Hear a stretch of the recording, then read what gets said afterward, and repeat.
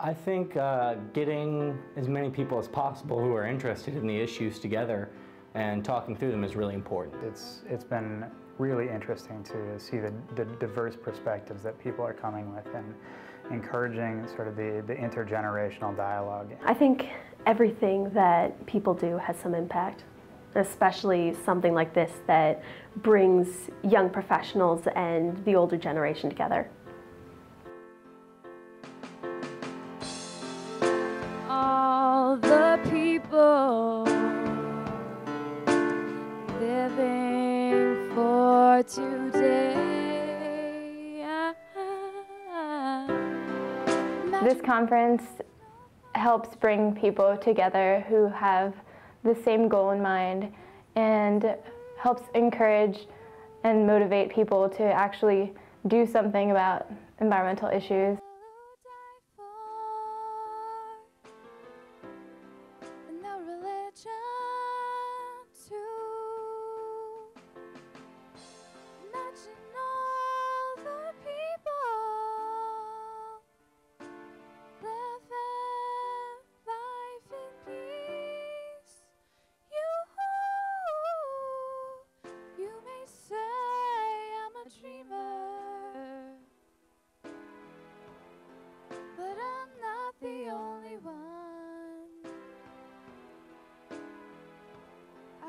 Someday you'll join us,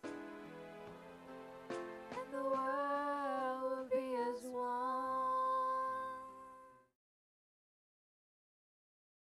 Welcome to our task's first annual Earth 2100 conference. We have come here today because we are concerned for the future of our planet and because we are trying to come up with solutions for taking care of it. Today, we have the honor to hear from a man who has had this goal in mind from a very young age. He graduated from Millbrook University in 1959 with a degree in biology. He then received his bachelor's and doctorate in biology from Yale University. In 1965, he started his career as a tropical conservation biologist in the Amazon of Brazil. For 14 years, he directed the conservation program at the World Wildlife Fund in the US and served as Assistant Secretary for Environmental and External Affairs for the Smithsonian Institution. He then counseled the Secretary for Biodiversity and Environmental Affairs and later became Chief Biodiversity Advisor for the President of the World Bank. He has also been appointed chair of the Independent Advisory Group on Sustainability for the Inter-American Development Bank and is senior advisor to the President of the UN. As chair of the Yale Institute for Biospheric Studies and former president of the American Institute of Biological Sciences, the United States Man and Biosphere Program, the Society for Conservation, he has also served on advisory councils for the Reagan, Bush, and Clinton administrations. In addition, he has published the Global 2000 report for President Carter, which happens to be the first ever global projection of extinctions.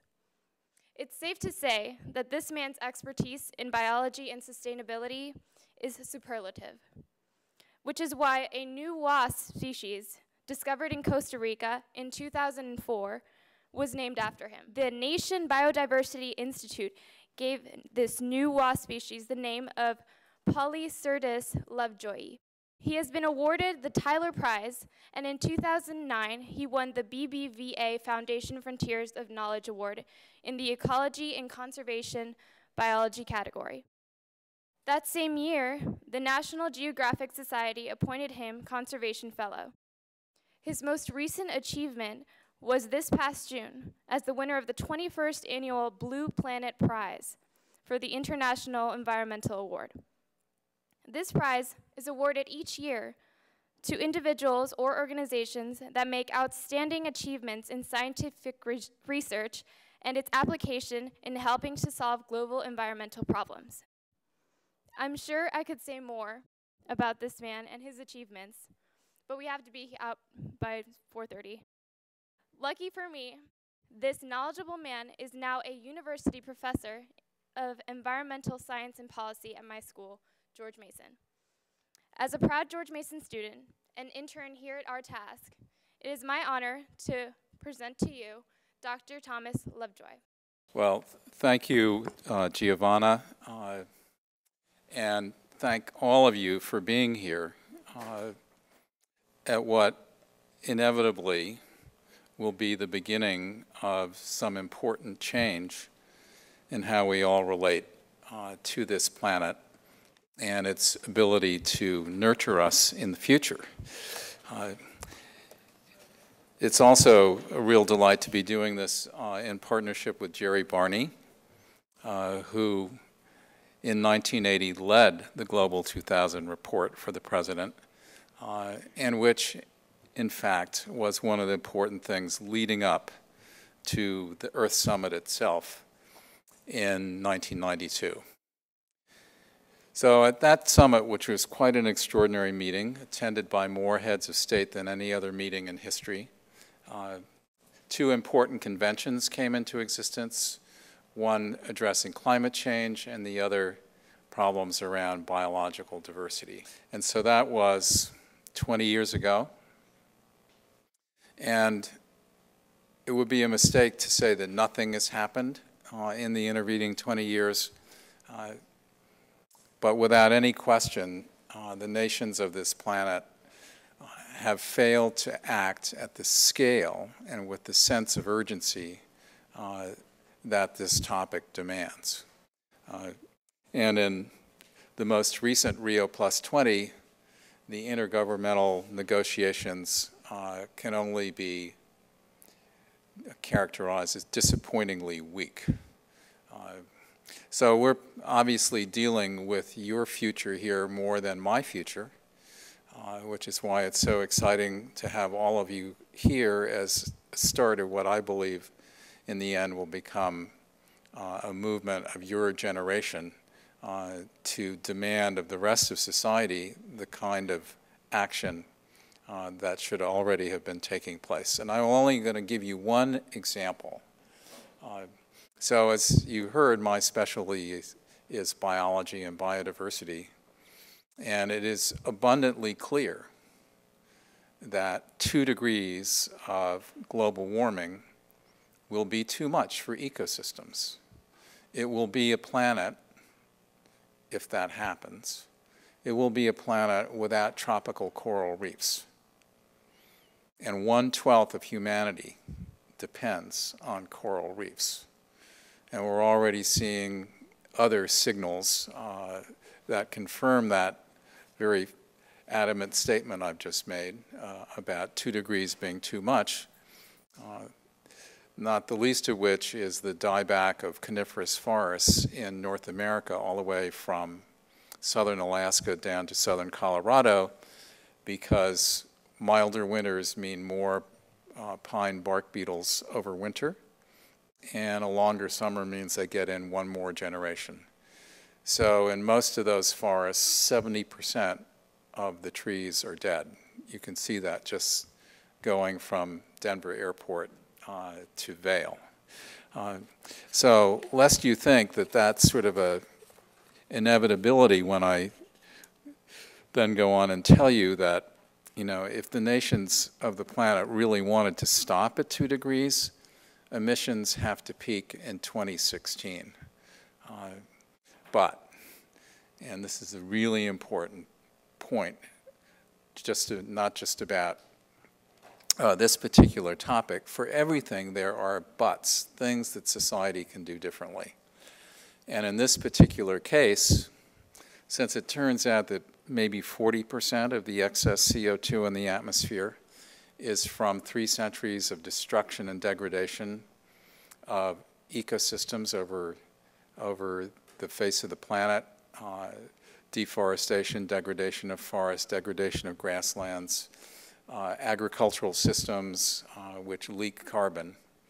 It is in fact quite feasible to do ecosystem restoration at a planetary scale and pull some of that CO2 back out of the atmosphere so that it doesn't stay up there warming the Earth beyond points that make no sense at all.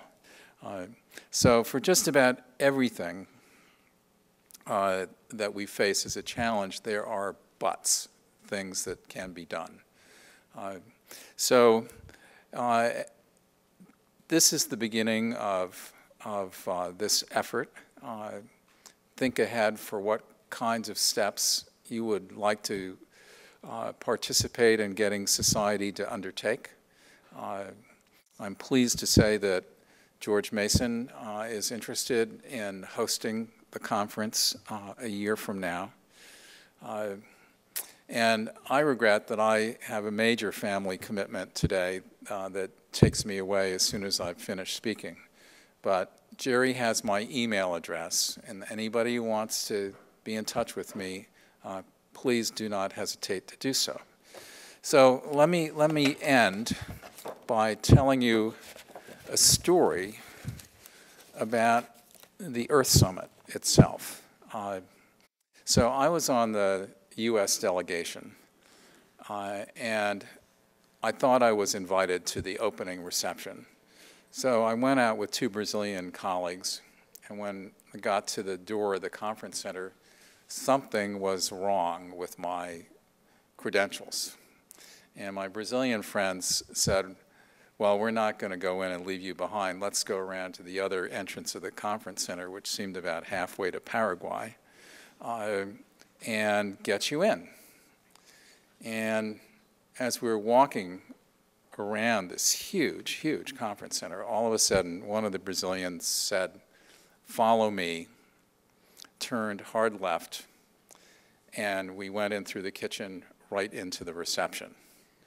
So there are 2 lessons from this little story. One is never take yourself too seriously.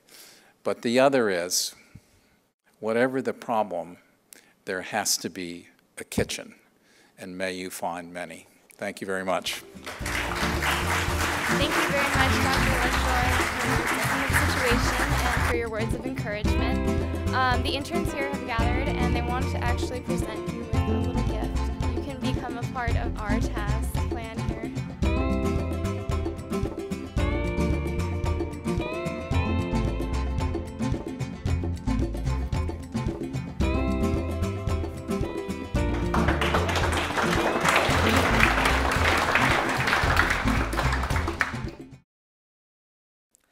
At this time, I'd like to introduce our Master of Ceremonies, Lydia Duran. Ms. Duran is the Director of Development for a nonprofit in Northern Virginia. She graduated from Vassar College in New York with a master's in with a major in sociology, and will be attending American University in the fall to pursue her master's degree in social and environmental policy. An Alexandria native, Ms. Duran got involved with our task this past summer and has played a major role in putting this conference together. So please, at this time, join me in welcoming Ms. Duran.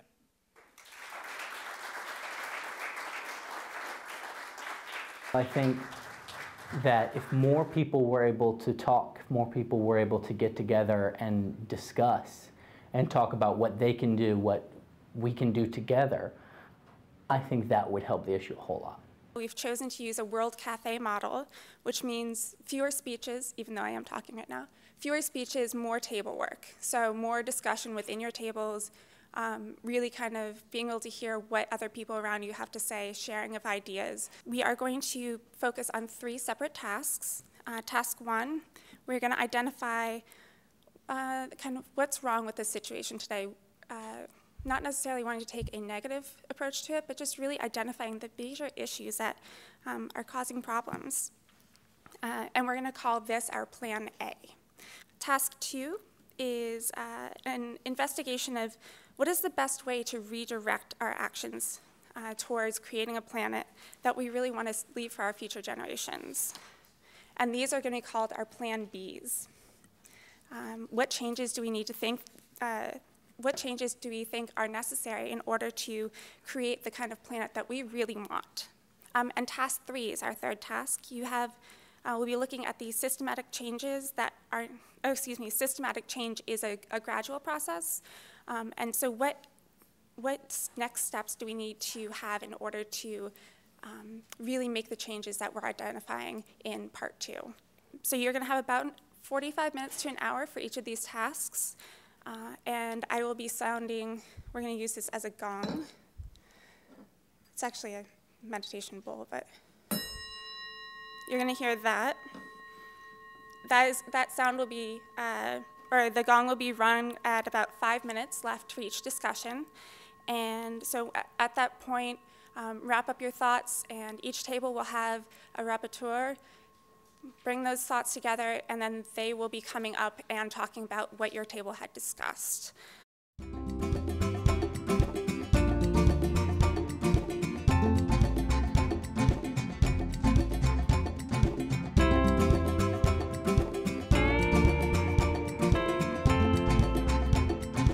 Is a stronger connection.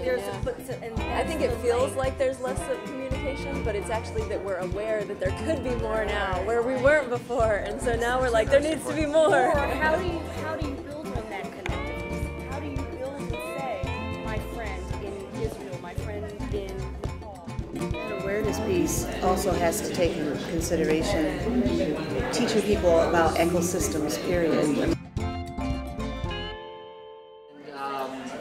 You know, take a couple seconds, introduce yourself, and you know, let us know your interest in coming today, what you do, what brought you here, that sort of thing. My name is Kebel Niederer.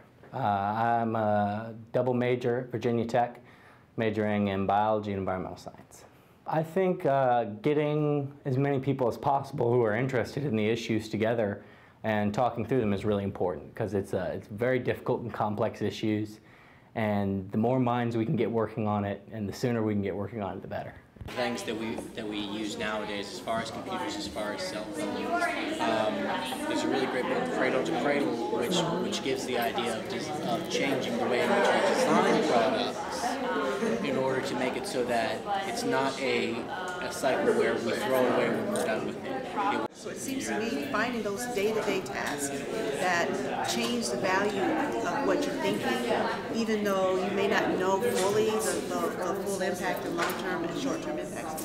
I'm Chandra Taylor-Smith. I'm the proud mother of one of the interns for our task, Benny Smith, and I direct a research institute on education. And I bring a lot of my passion from my doctoral work, which was in ecological theology. I really believe this conference has made an impact, particularly locally, with bringing together a variety of people. So many of us in that room had never met before, and realized that we all have this passion and commitment to sustainability, conservation, to all of the issues that we were raising. So I think that was powerful. Now maybe I'm being too romantic, you to tell me, but most people now take for granted that, you know, plastic bags are bad. Now they may not know the full impact of it, but most grocery stores have done a really excellent job of making you bring your cloth bags. They're providing cloth bags. So I think those kind of movements where hit you right where your daily tasks are. And, you know, a lot of people, again, pick up that cloth bags, bring them, put their groceries in it, not thinking that I am really doing something that's global, let alone local. We got a chance to kind of air and talk about, and inevitably there are people in every one of the issues. There are people who really are dedicated to the cultural, social, economic, political, all the different issues that make up why we are having some of the problems. There's no requirement for plastic bags here. It's only in Montgomery County, across the river. You could argue that, you know, particularly economically, there are a lot of other good and bad reasons that businesses have bought into that, you know. But again, it does have a bigger impact. I think almost any resource you look at, it's not being cared for in a way that's sustainable long term. I think one of the main things I've taken is the need to get a lot of different type of people together, because working out in the environment of the college, it's basically all people of the same age group, and even though people have different interests and backgrounds, a lot of us think the same way because we're the same age. So having people from a whole lot of different age groups, a whole lot of different professions and backgrounds, has really produced a wide variety of thoughts on different issues, which I think has been really helpful for discussion. Okay. That's what I think is the foundation for any change. Okay, next. I would have to say overpopulation is a huge one. I would say there's a disconnect between maybe like too long of a time lag between what everybody's talking about, overconsumption, and the impacts, so that people aren't able to see that happening. So maybe there's like a disconnect between economics and what's actually happening. Cultural and religious institutions to grasp the moment in history that we are living in, and to recognize they themselves, to recognize that we are at a very different moment in history, and the traditions that we've carried up to this moment no longer are an answer to the questions that we're facing. When we talk about the environment, we talk about environmental issues and the problems, we have an ecosystem and everything is connected. And so most of them we're talking about reconnecting us, in my interpretation of them, back to the environment, the nature, so that we can become more responsible. Take notes as to what catches your eye, what doesn't. Weave together a concept of what your ideal plan B would be. What from each of these studies, what from each of these pieces of literature and from what we talked about today, do you think would be most effective in addressing the issues that have come up? Having some sort of action training, training on how to train other people, or try to have many Earth 2100 conferences throughout the year, community organizations that bring people together. Because when these conversations will spur sort of the ideas or the change. I'm Dan McConville. I'm on the board of trustees of Our Task. In sitting with the groups that I have in the first two sessions, it's been really interesting to see the diverse perspectives that people are coming with, and encouraging sort of the intergenerational dialogue and promoting these perspectives, and just, I think, sort of engaging different people in broadening horizons on all of these issues that we've been talking about. Practice what you preach, educate people, lobby on all the levels, individually, community, nationally, act. My name is Lila Sloan. I work at the National Council for Science and the Environment, which is a small nonprofit environmental group that focuses on educating people about the environment. It was very interesting reading through the different Plan Bs that are out there and hearing people's opinions about what was most important and what we can do to get done. For our Plan B, we decided to focus on incentives to motivate change. Hi, my name is Giovanna Govea. I'm a George Mason student. I'm majoring in communications and I minor in sustainability. I'm also an RTask intern. The reason I joined was because I'm very concerned about environmental issues that we face today, and I think it's very important to spread the word about them, whether it's through the use of media and social media. When it comes to industrial and commerce, we were thinking more of money as an incentive for the big picture. And when it comes to more local situations, we can instill a little bit of a fear factor to the community in order to not lose that, the ethics and making it all about money. I've definitely learned that it's much harder than you think to try to solve all of the environmental issues in one day. It's very complex. There are a lot of issues that are intertwined with each other, and you definitely know that one thing will affect the other thing, so it's kind of hard to find like a silver bullet for the solution for the problem. So you definitely have to have that in mind when you're trying to save the world. As a long plan, that we would try to get back to some of the organizations who are coming up with these analysis every year and to have them to try to do an analysis of some of the ideas that these people because they've got all these things in their computer, and to try to broaden their base as to not just continue doing the same old thing, but to take a new look at what can be done systemically. We have to think about a change in culture because it all starts with the education and just learning how to instill environmental issues into our culture will help us have a better understanding of the actual value of these issues and to motivate us to change for the better of the world. And so in order to understand that, we have to instill that at a young age, I think, so that we can move forward and mature with an environmental mentality. Now, just to conclude, I'd like to just share with you a little of my personal feelings about this. Young people need to be saying to my generation, you know, what you're doing now, this Plan A, might work for you, but it isn't working for me. We need to have young people saying that loud and clear. And what I think is a responsible thing to do today is to work with young people who are going to inherit these issues, to work with them, help give them a voice, help give them an understanding way beyond what they're getting in high school or in college about what's happening to the planet, what the options are, what we need to do. And that, my friends, is what we're trying to do through our task. And we are very pleased that you're here to give us some support. And I hope that you're all, each one of you, getting some support out of it through the side conversations that you've had.